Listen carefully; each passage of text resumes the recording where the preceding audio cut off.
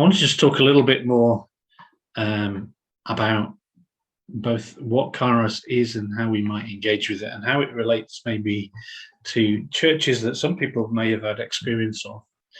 And the image that's come to mind in thinking about this is, as above, the Black Forest Gateaux. I'm a bit of a cake lover, so maybe that's why this image came to mind. This was really popular when I was younger, in the kind of 70s, 80s. This was kind of part of every dinner, it seemed to me. It was quite exotic, and people loved it. It's, you know, the basics: cream, cherries, a bit of kirsch, maybe chocolate. What's not to love? And I have a picture of the traditional established church being a little like this, that it's kind of been thought through, it's evolved and become this wonderful mixture of ingredients that people have enjoyed, have found value in over centuries and centuries.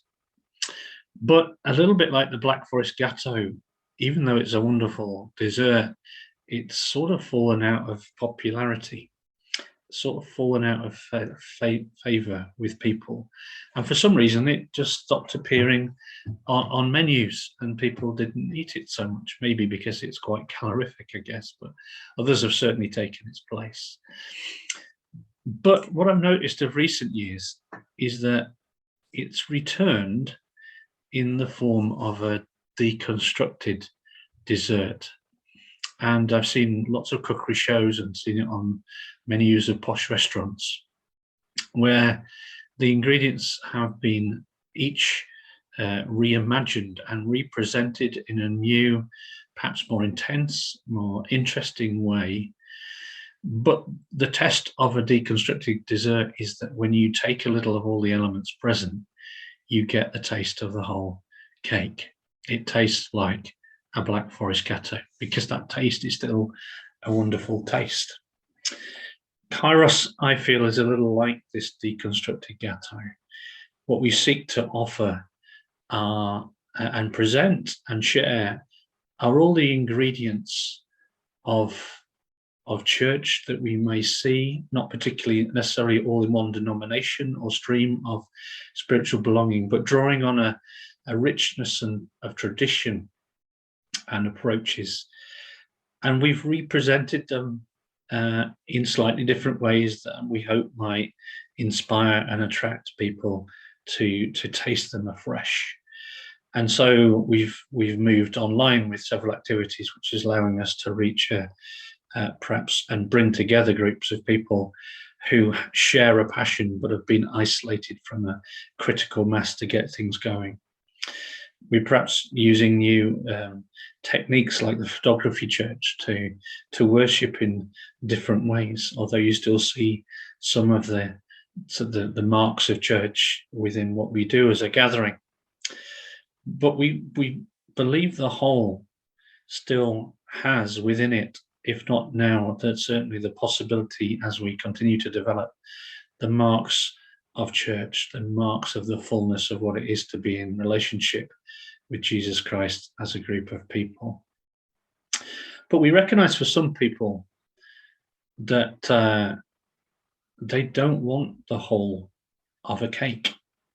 And I think that's partly behind some of the reason people don't engage with the church, the inherited church, as is, because they don't want the whole cake. They value some of it. They are intrigued by some of it, but don't want to take it packaged as it is.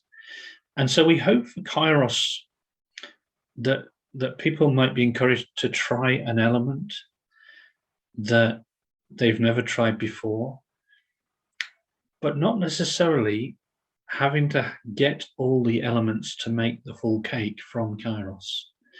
And so, for example, if you are part of an existing faith group, church, denomination, and in that particular group of people, there's something missing for you spiritually, or maybe there's everything there for you spiritually, but there's opportunity missing to work that spirituality out, and the real world is not there, or you find there are not peers who share share your values, then we hope that maybe Kairos might offer something to supplement your particular balance and your particular lack. And so, for example, we fully anticipate that lots of people might just take the cherry from Kairos. They found the chocolate soil, the cream, whatever the equivalent is somewhere else.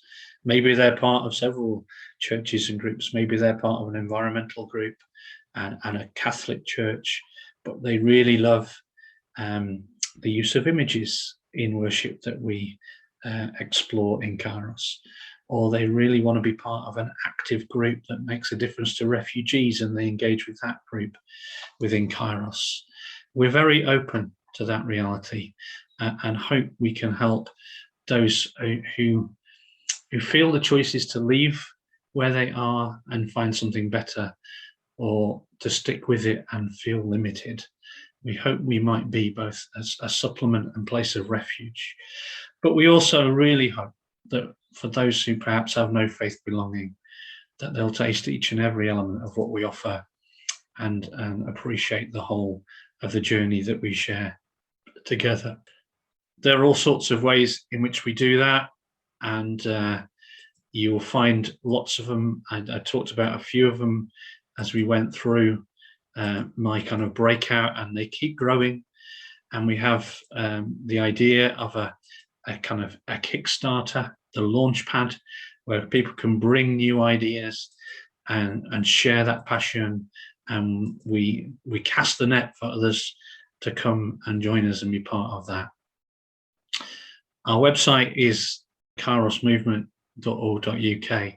Do take a look at it. Do sign up to our mailing list, and maybe we can help supplement your spiritual life, help you find a balance, help you be accountable in your journey and belong to Jesus in a new way. Thank you.